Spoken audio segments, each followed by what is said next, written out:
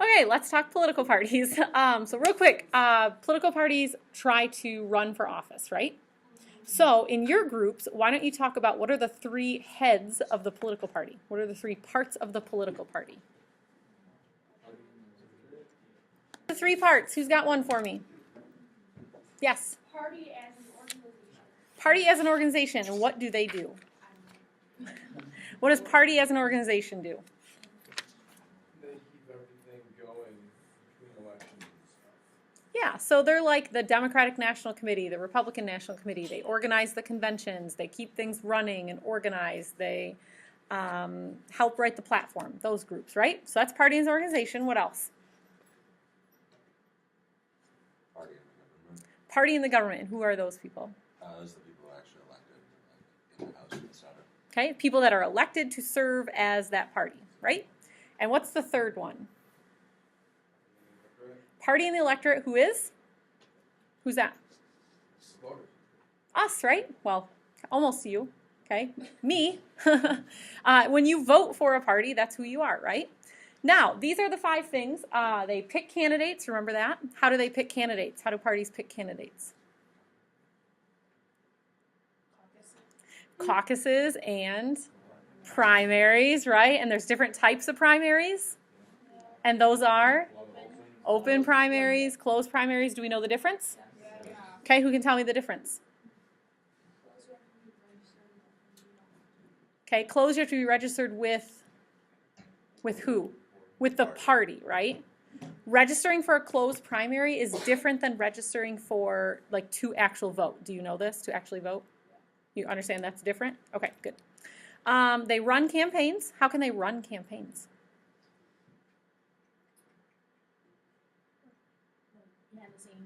Yeah, so they might mail home flyers. How many of you have gotten something in the mail that says paid for by the Democratic National Party? Yeah, they do that. They can help raise money, give cues to voters. How do they give cues to voters? Like they say, in case you run next governor, we like guns, so support us. So vote for us. Because So they articulate their policies, and so people know, like, if I'm voting for a Republican, these are the types of policies I'm voting for. If I'm voting for a Democrat, these are the types of policies. And coordinate policymaking. How do they do that? What's that? Yeah, and what do we know about that platform? Who uses the platform? What part of the party? Yeah, the party in the government, right? Democrats in the Senate probably have similar beliefs as Democrats in the House. Would you agree? Oh my goodness. Yeah. I'm really glad AP Gov was never first block. I'm just very thankful for that. You know what? I should pause this. Next one, what is the rational choice theory? So why don't I give you just about 30 seconds to talk about the rational choice theory and how that affects parties. Who can help us with rational choice theory? Cal, go ahead. Speak loud. When people not vote, but their ideologies are closer to the middle to get more votes, because from the political spectrum, so not extremists on the side. Yeah. So political parties choose stances that are where? In the middle, right? Because most Americans are in the middle, right? Yeah, very good. So yeah, that's very good, very good. All right, so real quick, what's been happening though? We know most Americans are in the middle, but what's been happening to party identification? People are becoming more independent, right? Okay, especially young people. They're less and less like, I identify with Democrat, I identify with Republican. They're moving to the middle. You might see a chart on that on the AP Gov test. And what's ticket splitting? Yeah, on the same ballot you vote, you might vote for a Democrat and then a Republican. Good. Okay, let's talk about organization of a party. So, if you had to draw a picture, and I'm not going to switch the slide yet because it's got all the answers on it. If you had to draw a picture of the organization of the different levels, like local, state, national party, how would you draw it, and what does each level do? Take a minute. Tell me what the local level of the party does. They rally people, and what's a AP Gov fancy word for rallying people? Grassroots lobbying, mass mobilization, yard signs, right? Things like that. How about the states? What do the states do? Organize primaries and or caucuses, right? What else do they do? Yeah, they help give cues, of course, to voters, but their big thing is elections, right? How about the national level? What does the national level do? Create a platform. They help create the platform, they run the conventions, right? All that good stuff. Who has the most power? Aha, good. None of them, right? They're decentralized. They all kind of have their own powers and operate in their own sphere. Good. Okay, so let's see here. So we talked about that. Oh, patronage. We need to talk about that a little bit. The party machine. Who knows what the party machine is? Give benefits to voters. Yeah, so, and where, was this local, state, or national that the party machine happened? This was local. Does it happen anymore? No. This was back in the day where they would say, hey, if you vote for our party, we'll give you a job or we'll give you money, right? Patronage? Yes? Okay. Now, do we know kind of, I'm not saying you're going to need to know this specifically, the different party eras or what a party era is? Maybe we need to talk about that real quick. So why don't we talk about what a party era is, what a critical election is, and what's the third one I'm trying to, and party realignment. So I'll type those up here. It's not going to let me, is it? Oh, there we go. So let's talk about a critical election, party era, and what did I just say? Party realignment. Okay, let's take about 30 seconds to talk about that. Okay, ready? Party critical election. Who's got critical election for me? It's when the control of the House and Senate switches from either Democratic or Republican. It switches. That's an example. Yep, that's an example of what could happen. Some other thoughts on critical election? Basically an election where party realignment occurs and party power switches. Yeah, so what used to be the minority becomes the majority, right? And when in our history has that happened? A lot. Really, a lot? Well, like Whigs, Federalists, and So about 6 times, not very often, right? Because I mean, it's only like it's these lists that I have right here: Feds, anti-Feds, Democrat, Republicans. That's when it's shifted, right? Okay, the main one I like to think of that I think represents it well is when we had 2 really long Republican eras. We started going into the Great Depression, and then all of a sudden, all these people who used to vote Republican switched to vote for FDR, right? You remember that in 1932? And so that's what happened was coalitions shifted, right? Do we know what coalitions are? Yeah, so like tell me some of the coalitions that make up the Democratic Party. Minorities. Women. Tend to be the lower socioeconomic status people. Young people. Teachers. Unions, perhaps. What are some of the people that make up the coalitions that make up the Republican? Protestants, old people, the NRA, people who like guns, right? Tends to be more white people. Did we say male? What? Male, definitely, yep. And so those are coalitions, right? But do they always vote that way? That's what a realignment is, right? When they're shifting, causing a critical election. Do we talk about party era? That's the one we haven't talked about yet. just any period of power where one party has control. Yeah. Does that party have to win every election ever in that period? No. Do they have to win most of them? Yes. Okay, let's talk third parties then. Why do third parties exist, and what are the types of third parties? What you know about third parties? What'd you talk about? They're small. Okay, they don't have a lot of people that support them because they're extreme, right? What's that? They don't usually win office, so why do they exist? Like, what's their point? They get their ideas heard, they influence the other 2 main parties. They're an outlet for the crazy crazies, right? Okay, so those people don't go shoot up things. They have a place where they can voice their opinions, right? Yeah. They almost act as like kind of little interest groups, right, to influence, right? Yeah. Yeah. Mm-hmm. Yeah. So tell me now, this is what we were just talking about this idea of currently are we in a party era? I mean, not really, because there has not been a long period of just Republican, just Democrat lately, has there? I mean, what usually happens? A president wins an election, what happens in 2 years? It changes, right? And what are those elections called? 2 years after a president? Midterm elections, right? And so we see a shift. Usually the other party wins. So what they call our current party era is this idea of divided government, right? And a lot of that is because of party de-alignment. Talk to someone next to you about party de-alignment. Yes. It's the idea that people are becoming increasingly independent. Yeah, people are becoming more independent. Or party neutrality is another way of saying that, right? People are becoming more independent. They don't really like the two major parties. It's not that they're going to third parties. They're just becoming more independent, right? Yes? And one thing I forgot to talk about with third parties is the idea of offshoot parties. Can you think of a current offshoot party that exists right now? The Tea Party. The Tea Party. Yeah, they're kind of an offshoot of the Republican movement, right? That's another way that third parties could exist. Okay, real quick, your next job is to tell me how parties are a linkage institution. And that's the first one. How are they a linkage institution? 2, are they an effective linkage institution? Okay, that's your next discussion. How do parties affect Congress and the budget?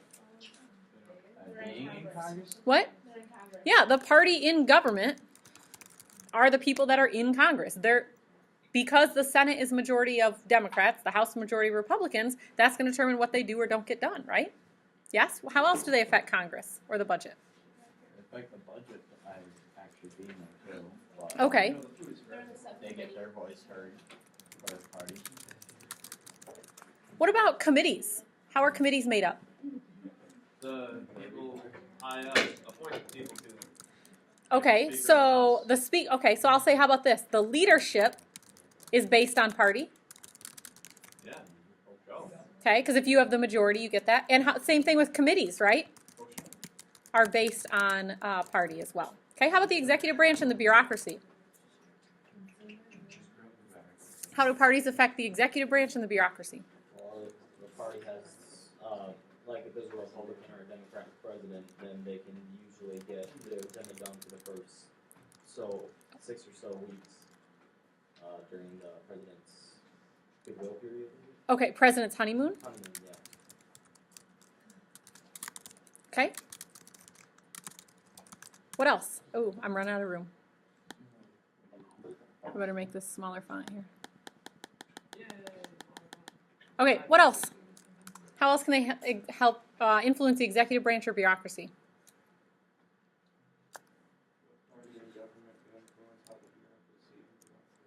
Okay, so the president and his appointees, which are based on party, right? Influence the bureaucracy, the civil servants. Yeah? Do you know what I'm talking about or no? Yeah. Because like the president will, if the president was going to appoint a secretary of education, and the president is a Democrat, is he going to appoint a Republican to head the education department? No. And so the secretary of education is going to try to influence all the civil servant people, the merit-based people, how to do their jobs, right? Okay, how about judicial branch?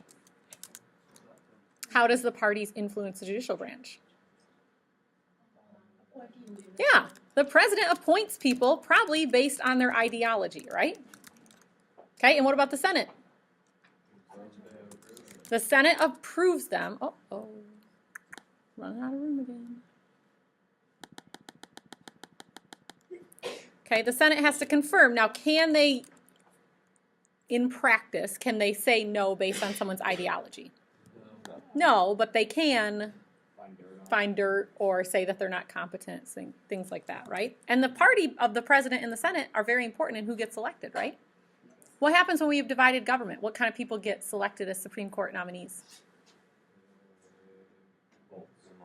More neutral people, right? Okay, because they need to find someone that's unbiased. What about when we don't have divided government? Who gets appointed? Super conservative or super liberals? Yeah. That's political parties. Any question?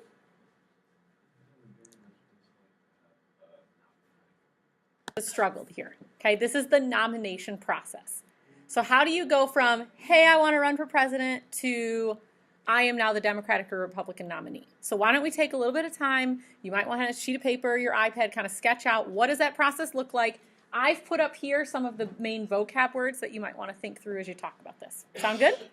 Because we struggled here. Okay, and seems to be a lot of FRQs that center around this and elections and things like that. Okay, so let's take a couple minutes here. Okay, so let's review. We decide to run, right? Okay, what makes someone decide to run? What are they going to look for? Money. Okay, do you have money? Do you have people that are going to endorse you? Because SIGs can do that, right? SIGs can endorse people. Yeah, that you might have an FRQ that says, how can SIGs affect elections? And you would say endorse, right? It's an easy answer. Okay, you might put polls out to see if people like you, don't like you. Okay, then what's your goal? So you say, yeah, I'm going to run for president. What's your goal? Win. Win what? Okay, before that, we're talking about the first part. What's your goal? What's the first goal? Winning the party's nomination. How do you do that? You want to get a majority of the delegates. How do you win delegates? YOLO. Okay, how? So, okay. So glad this is recorded. I'm going to put it on YouTube. Fantastic. Yes. Okay, you win primaries and you win caucuses, right? Now, in the Democratic Party, how are delegates awarded in each state? Is it proportional or winner take all? It's in the Democratic primaries. It's proportional. So if you win 50% of New Hampshire's popular vote, how many of New Hampshire's delegates do you get? 50%. Republicans leave it up to the states. Some states are winner take all. Some states are proportional. Does that make sense to us? Oh, good. Because the first time I explained that to you, I said, does that make sense? And you all went, no. No, it does not. So we're fine. This is kind of clicking. Okay. Then, what are the earliest two? What are probably the most important caucus and primary? Iowa, New Hampshire. Okay. First of all, maybe I should say this. Do we understand the difference between a caucus and a primary? A caucus is where you caucus. Okay. I would like to know more about. Cal would like to know more. Who can talk more about the Iowa caucus or any caucus? Isn't that where like you talk and then everybody like goes to you and then like it's like process of elimination, like if you suck you get left out. Yeah, it's a big party. So rather than just showing up and voting, like that's what you do in a primary, right? You literally show up, fill in your bubble, you're good to go. In a caucus, you show up, you have dinner, and then there's people in every corner, and in that corner there's John Kerry's representatives, and in that corner there are Hill Dog representatives, and in that corner there's someone else's, and everyone's shouting and yelling and wanting to get you in your corner. And if Hill Dog has nobody, then hers folds and her delegates have to go somewhere else. Okay, or the people that are there, in that corner. Then each precinct determines what percentage they got, and it goes up to the state, right? Yes, and that's how a caucus is different. Now, what is so important about New Hampshire and Iowa? They're the first, so what do they often get more of? More media attention, more voters that are coming out, right? Anything else so that's a big deal for them, isn't it? So what about Pennsylvania, whose primary is in like the beginning of June? Nobody goes to them because it's all decided already. It's all been wrapped up. And think about it. The Republican one, if a lot of Republican states are winner take all, what happens? Someone wins pretty quickly. We knew it was going to be John McCain back in 2008. We knew that by like April, if not before, probably March. Okay, and Hill Dog and Obama were still locked, tight. We didn't know who was going to win. So yeah, nobody decided to show up. So was Pennsylvania upset? So what do states do? They front load, they move them closer, i.e. our very own state of Michigan did that in 2008. And what happened? We did. In the Democratic primary, we lost all of our delegates. In the Republican, we lost like half or something like that. Yep. So the national, because we moved it up without getting permission. Why? Like, would they give us permission? Is that a thing? The national party, I guess, would have to, yeah, to determine the calendar. Why would the state parties That was a bad thing. go against the national party? Why would the state parties do that? Like, why would Michigan move theirs up? Because it makes sense. You get way more media attention, way more money into your state because candidates are coming and campaigning and they're there. Now, what's the big mo? Momentum. And how do you get momentum? By keeping your role going. Win early, okay, and buck expectations, right? The media plays a huge role in this, don't they? Okay, because if you win the first primary, who's the media going to go talk to? You, right? That person. Now, I'll have you talk just real quick. What are good things about this system? What are bad things about this system? Okay, just talk real quick. Oh, and we didn't talk about Super Tuesday, right? What? Oh. What is Super Tuesday, Sam? So the South thing, Super Tuesday, like a bunch of states have their primaries on the same day. Yeah. South, right? So they all put their primaries together hoping they'll get more media attention. They all have them on the same day, all in one geographical area. All right, pros and cons of the nomination system. Okay, before we get into the pros and cons, let's talk McGovern-Fraser because we missed that one. So who thinks they can give us a good definition, McGovern-Fraser? Didn't that say like bureaucrats can't vote? Oh, I know. I'm thinking. Never mind. It opened up the caucuses and primaries to the lower, like not the upper class people, what it used to be all the time. Yeah, it used to be the party leaders chose all the delegates themselves. Only the party leaders chose who went to the national convention. See, we did not know until the convention who was going to be the nominee. And no one had a chance to do that, right? And then a bunch of people protested, and so the McGovern-Fraser said, all right, we're going to set up the system that we currently set up. Okay, it started with the Democratic Party, and then the Republicans were like, well, we better do the same thing. And so that's the system we have right now, right? All right, yes, Cameron. Never mind. Okay. All right, what are good things about this current system? It's democratic. It's democratic. Yeah, people get a say. It's better than it used to be. It's better than it used to be. It's open, okay? People get to voice their opinions. It brings out all the dirt on everyone, doesn't it? I mean, you've got to survive like a 4-month ordeal where the media can dig up anything on you, right? Compared to if it was just like one day, one primary. What's bad about this system? You don't get to say who they are. Yeah, the later states get nothing. What else?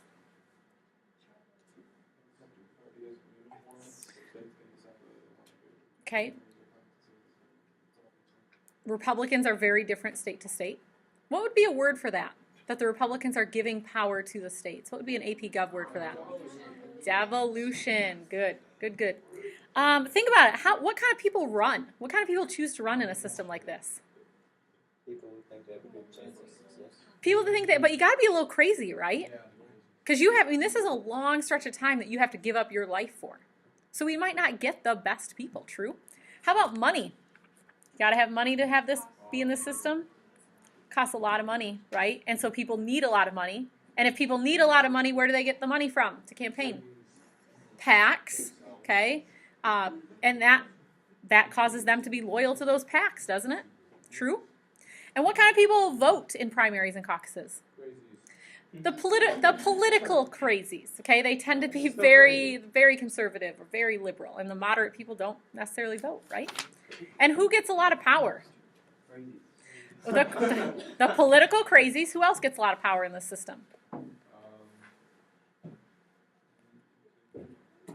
How about the media? They have quite a bit of power, don't they, in choosing who they interview and who they focus on and what soundbite. I mean, if Hill Dog walks... Oh, actually, let's not... what's his name? Howard Dean. What did the media do to Howard Dean? They destroyed him. They theoretically, hypothetically killed his presidential aspirations. Because what'd he do? He made one mistake and then he was done forever. He went, yeah, right? Yeah. Sorry, I just yelled. He did that, and then the media showed it over and over and over again, and people were like, this guy's a joke, right? And he didn't win. Like, that killed him right there. And he was winning. Okay, so yeah, that was it. He made a weird noise. Yes. All right, now. Is he running again next year? I doubt it. Not that I've heard. All right, here's my question then. Where does this process end? It ends with what event? The national conventions, right? And so I think this was pretty easy. Just quick review. We know who's going to win, right? We already know who's going to be the nominee. So people don't care. And if people don't care, who else doesn't care? Media doesn't care, so they don't show it very much. There's speeches every night, presidential nominee at the end, and then they develop the party platform. Yes? Okay, what comes next after the convention? So you win your convention, what comes next? National primaries? Nope. The general election, right? So now we move into the general election. So tell me, and I'm not going to go to this yet, tell me, what does it take to run a good campaign? What are things that are important in running a good campaign? Go. I've heard a lot of you guys talking about this, but they need high-tech media, right? Do you remember what direct mail is? As in like the mail mail that you get in the mail? Like not Isn't it mail that tells you specifically what? So it involves looking at, like, you're able to look at what people have contributed to the Republican Party before, and then you send mail directly to those people. So it involves looking at lists of what people have already donated to the Republican Party. So if you're a Republican candidate, you're going to start with those people first, right? They need email, they need online websites. Twitter and Facebook have become huge, right? In the election, because they need free media, so they use media events as much. Otherwise, it costs money, right? It costs money for them to do commercials and things like that. Now, do you remember the Federal Election Campaign Act? Okay, I've listed out all the bullets. Okay, so it's all there for you, and I'll put it right up here. Why don't you take a minute to talk about what each of those things mean? Because there will probably be a couple multiple choice questions there, if not an FRQ. Let's talk here. The Federal Election Campaign Act. The goal was to make it more open and more honest, right? Federal Election Campaign Act. Make things more transparent, more open, more honest, because it used to be people just funneling money. And so they created the Federal Election Commission, which is a type of what? What's that an example of? A regulatory agency. Very good. Unit 5 right there. They oversee everything, right? Yes?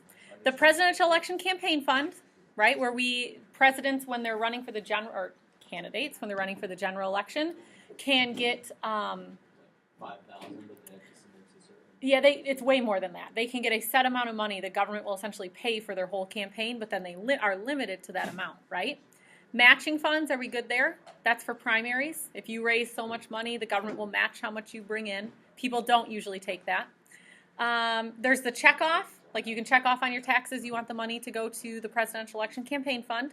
Full disclosure, every penny you bring in has to be reported, right? And limited contributions. It started at $1,000.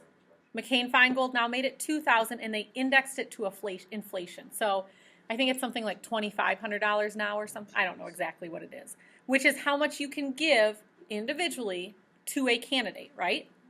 But if everyone in this room was running for House in different states, I could give $2,500 to every person in here, couldn't I? Yeah.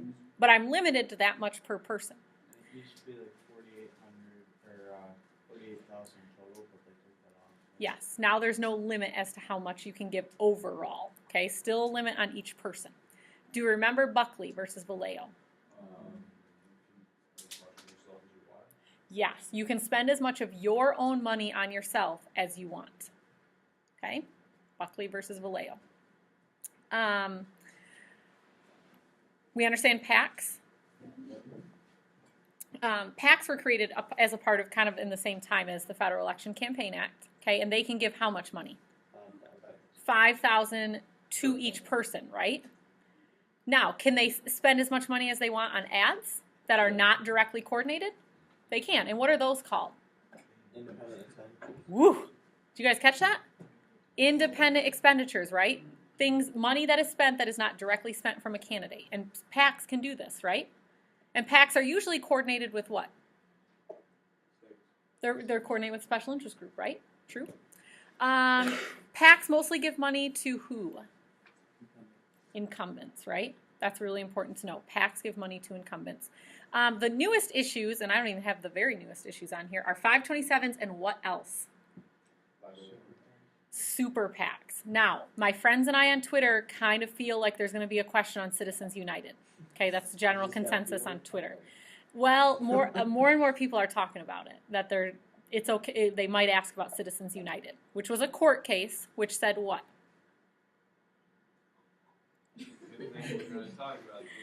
Okay. So in Citizens United, that was a court case where essentially they said freedom of speech means that you can spend as much of your own money as you want on a campaign as long as it's not directly coordinated with a campaign. Okay? So if Ben was running for office and I thought that I really liked Ben's ideas, but I'm a multi-millionaire, I could run as many ads as I wanted to as long as I never coordinated with him. Okay, and there could be 2 people, and we pool our money, and we send flyers home, and we put ads on TV, and we send people door to door. We cannot be coordinated with him. Okay, so a lot of times the super PACs don't even mention Ben. Who do they mention? The opponent. The opponent. So they're like, Sam Hazel is a terrible human being. You should never want him as president. Paid for by Americans for Prosperity. So you have no idea who they are. They don't have to disclose where they get their money. Okay, but the Supreme Court said First Amendment allows them that right, as long as they don't coordinate, right? Because PACs are limited. PACs are limited to $5,000, and they have to report all their money, yes, all that good stuff. So that's the big issue, the new big issue. Are we good there? Because you might see a question on that, okay? So make sure you take a look at that. Isn't like everyone in Citizens United like super conservative? Well, the judge, our court right now is somewhat of a conservative court, yes. Somewhat of conservative. Let's see if there's anything else. Any other questions on, I know this part was tricky. Campaign finance. Oh, superdelegates. That goes back to our nomination process, right? Okay, what are superdelegates? They have the ability to vote for. Yep, they're high ups in the Democratic Party. They go to the Democratic Convention and they can vote for anyone they want to. So normal delegates are bound to vote for Who won their state? Yep. How many super delegates are there per state? You should Google that, but that'll not be something they ask on the test. And if they do, they're jerks. Okay, so then we get into Chapter 10, which is the last part of Unit 3, and there's different types of elections. So why don't we take a couple minutes? Here's what you have to do. You have to stand up and talk about this because you're getting sleepy. I can see it in your eyes. All right, stand up. Talk to each other about these 3 different types of elections. Maybe. 2 terms though. What is that? Yeah. No, this is just saying, like, even though, okay, we're talking about the 20th Amendment. Sam brought it up. Yeah. So Sam brought up the 20th Amendment, not a super important one, but you could see something on it. Basically, it says, yes, the president is elected in November, but the 20th Amendment says the new president will take office on January 20th. It sets the date for the inauguration, thank you, of the new president. Yep. Okay, primary election. We know that one, right? Yes. Yeah. Okay. General election. Someone want to help me with that one? Just any election, right? An election between 2 parties, Democrat and Republican. Do we understand referendum and initiative petition? What's referendum? It's when you get, I think, 10% of registered voters to sign a petition to look at a current law and say, is this constitutional or should we take it away? Correct. It's when voters get to decide whether or not they want to keep a current law that's in the books or get rid of it. It's only at a state level. Okay, so you have to get a certain number of signatures. It goes on the ballot. Do you like it? Do you not like it? And if people say no, they don't like it, people can actually get rid of that law. Did you know that? You should, because I taught it to you once. The ban on affirmative action is in the Constitution. Can you do a referendum on the Constitution? Wouldn't that have to be added? That I don't know. No, it's in the state constitution. So you might be able to do it. I think you can do a referendum on something in the Constitution. Yeah. Now, what's an initiative petition? The ban on affirmative action. Well, but it's something new. So you get a certain percentage of people to sign a petition, and it gets a new law on the books. Yes? And Okay. how many people do you need for that? I think it's like 10% of registered voters. Yeah. Look for some. There will probably be some on the ballot in 14 this November. Anyone be 18 in November? Look for them. Okay, there'll be midterms, and there'll probably be some petitions, initiative petitions or referendums. Okay, so keep an eye out. All right, historical elections. I'm not super concerned about these that you know. 1800 was the first when we had the first electoral transition of power, but it was very different. Remember back in the day, the electors were chosen by the state legislature. Do you remember that? And the winner up was the winner up. The winner was the president, and the loser was the vice president. So you usually had 2 different parties. 1892, don't worry about that one. 2000, do we know what Bush versus Gore said? Supreme Court case. When did it change that the loser was not vice president? When did that change? Oh, which amendment was that? It was an amendment that changed the Electoral College. What was it? It was the 12th? Is that right, Sam? Or are you just saying numbers? Sometimes I don't know. The 12th, yes, the 12th Amendment. The election of the president and vice president. So it changed that. Okay. Do we know Bush versus Gore? Yes. What did it say? They don't have time to go and recheck the ballot, so Bushy wins. Yep, there wasn't enough time to set specific standards of does a hanging chad count, does it not count, and Bush won. There's like Okay. a month and a half in between the inauguration and election. There is, but the electors have to meet in the state capitol by December 6th. And so between November and that time, there was not enough time for them to meet, said the Supreme Court. Now, keep in mind, several of the people on the Supreme Court were chosen by the first President Bush. Just throwing that out there. All right, real quick. Why people vote, why people don't vote. So, I need to close this for you. So why don't you take a couple minutes, make sure you know the 15th, 19th, and 26th Amendment, and then tell me why people vote, why people don't. Quick, do we know 15th, 19th, 26th Amendment? They all go together. 26 said 18-year-olds could vote. It used to be 21. So the 26th Amendment said it has to be 18. And the 24th is poll tax. Yes. Yep. All right, so why vote? I'm guessing you guys, a lot of these, why you would vote: high sense of political efficacy, civil duty, want to change the government, passionate about an issue, and then what demographics of people tend to vote? Old, right? Educated, married, union members. Why you don't vote? I'm guessing you guys know this. That's why I'm kind of flying, okay? Younger people vote less. Minorities tend to vote less. Obviously, with Barack Obama, it was kind of an anomaly. We saw a lot more minorities vote. We know the Motor Voter Act, right? Okay, that when you go to renew your driver's license, you can check a box, and then you're good to go. You're registered to vote. So more people are registered, right? Registration is up. What's happened to the voting percentage? Basically, it stayed the same. Okay, same percentage about. Now, how do people vote? What are some ways in which people how do they choose who they're going to vote for? No issue content, right? Like, those are some good abs Paul Ryan has, right? Okay, what? Sorry, it's an inside joke here. Because they're going to be like, what are you talking about? So that's one, no issue content. How else do people decide what to vote for? Nature of time. Nature of the times. How are things going for you lately? That would decide whether or not they vote, right? Issue. The issues, policy voting, right? You can vote based on policy, true? How else do people decide to vote?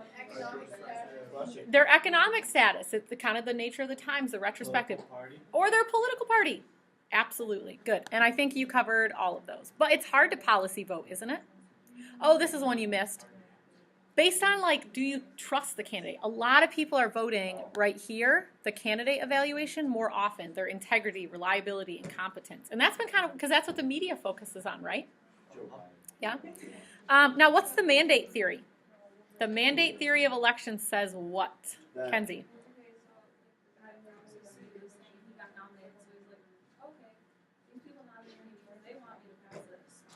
Yes. So if you say, I'm going to pass health care if you elect me, when you get elected, you can tell Congress, hey, the people obviously want this. Yes? All right, and then the last part of Unit 3 was this, the Electoral College. And I've kind of put a little flow chart up there for you. Do you want to talk about this for a minute with your groups? Yeah? Okay, talk about it with your groups real quick. Make sure you're all good here. Matthew, what questions do you have on the Electoral College? Why is this still here? All right, great question. Why? Because that was actually on an FRQ once. Why is the Electoral College not been abolished? Because tradition. Politicians like Tradition. Well, the people who win obviously like the Electoral College. So if you win, why would you want to change it? Here's the thing, it does work. 99.9% of the time, the person who wins the popular vote also wins the Electoral College. What would it take to change the Electoral College? amending the Constitution. Amending the Constitution. And that's a challenging process, isn't it? To amend the Constitution. Do we understand the process? Oh. You guys understand, it's winner take all, right? Except Maine and Nebraska. Okay, winner take all. So third parties never have a chance here. Okay, because the Electoral College is winner take all. So even if you win Michigan by one vote, you get all of Michigan's electors. Those electors go and cast their votes at the state capitol. Yes? So, Question. Why don't they just do this electronically? I mean, at both the National Convention and Electoral College. This really seems like it'd be more efficient. Tradition. So there's a couple Green Party voters in Nebraska. These kids like 2%. Okay, well, listen, Nebraska and Maine are not proportional. Nebraska and Maine are set, they break them up into their districts, their House of Representative districts, and then if you win a district, you win that one electoral vote. So even third parties don't win there, because you have to win an entire district. So what if they move the whole bunch of Green Party? Okay, then they could win probably one electoral vote. Yes, yes. All right, questions? Okay, so here's what I'm thinking. I'm thinking